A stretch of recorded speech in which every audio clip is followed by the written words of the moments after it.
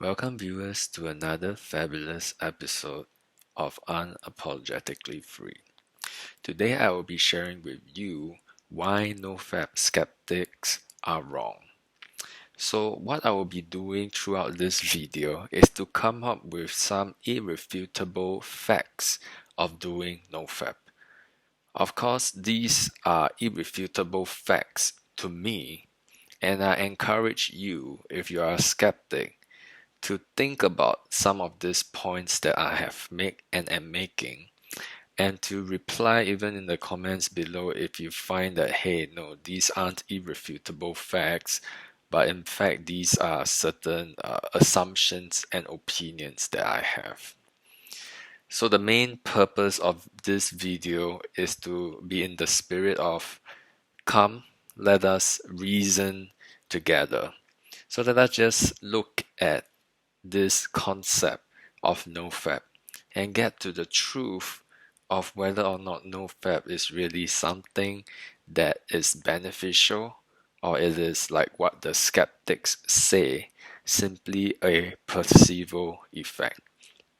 So before I go into the video, what a placebo effect is essentially is the idea that believing in something tends to make something true, even though there is no underlying repeatable qualities that make it so.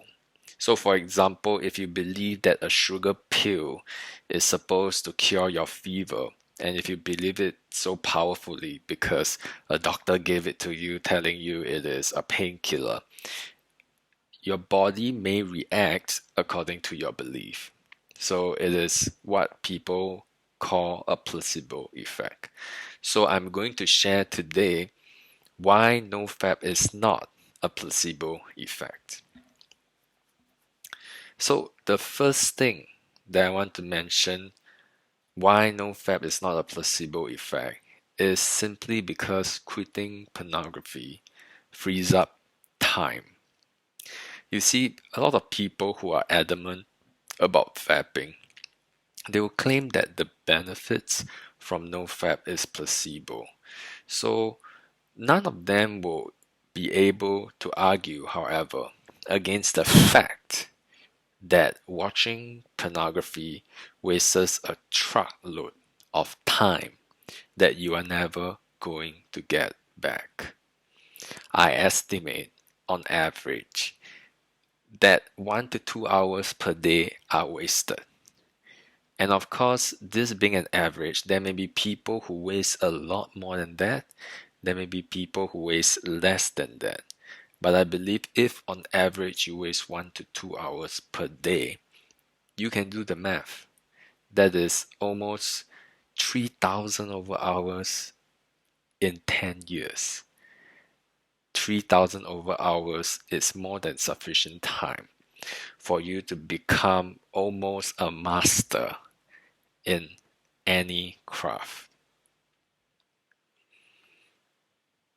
Now, one of the key things a man must learn is that time is one of the most valuable assets that are available to you.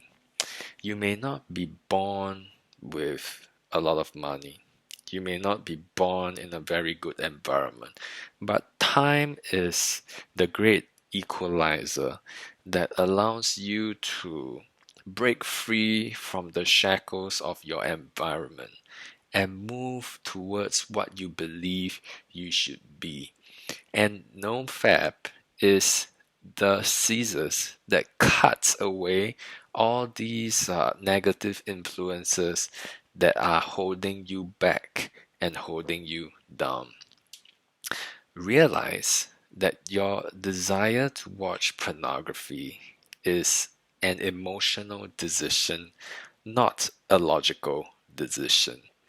And ultimately, there is an opportunity cost that comes with watching pornography. Now, second reason why NoFap is not a placebo is that watching pornography promotes instant gratification, which leads to failure. You see, no porn addict watches the same video over and over and over again.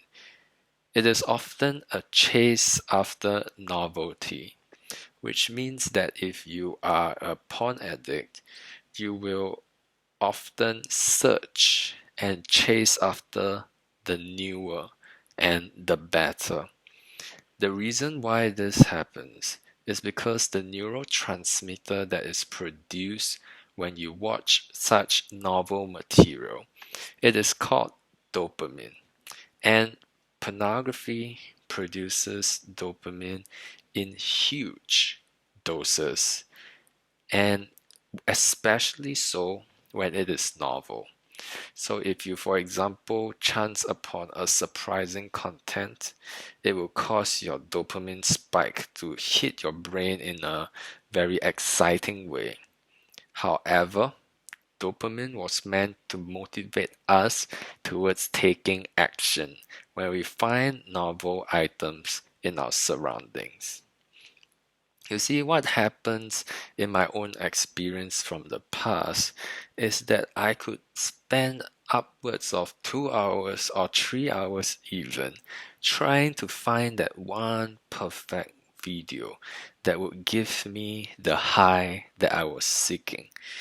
And if you look at this from another perspective, it is admirable that actually a lot of pornography addicts are extremely motivated to find that additional kick. A lot of drug addicts are extremely motivated in order to get the drugs that they want.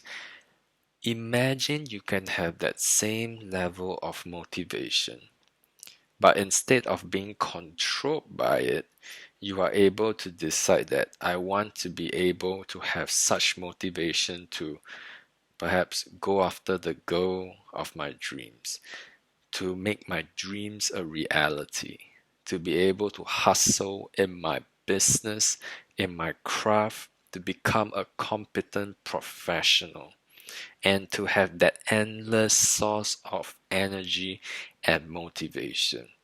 Now, this is what can and will be a reality when your dopamine is normal and is working the way God created it to work. Let me just give an example. Just imagine we are in caveman times. A caveman would be walking through, let's say, the fields. And then if he finds a berry which is novel, it would excite him. And this is when dopamine comes in, makes you aware of your surroundings, especially to things that are new. When you watch pornography, dopamine is shot through the roof with each click. But in reality, you are progressing a grand total of absolute zero. Now, what a lot of us, myself included, will realize when we are on the NoFap journey is that dopamine is such an important neurotransmitter to understand and to master. It happens not only with pornography, even when you use social media, for example. If you look at some of the apps today, such as YouTube, for example, you will realize that nowadays you can scroll endlessly down the screen, and YouTube will keep on refreshing more and more new videos for you because they want to keep you locked into the YouTube ecosystem. And the reason why they are able to do this is because of novelty. There's always new videos that you want to watch. And what happens is most of the time, very seldomly will you want to keep watching the same video over and over again. That is the power of dopamine. It is ultimately a neurotransmitter that is meant to drive and steer you towards success.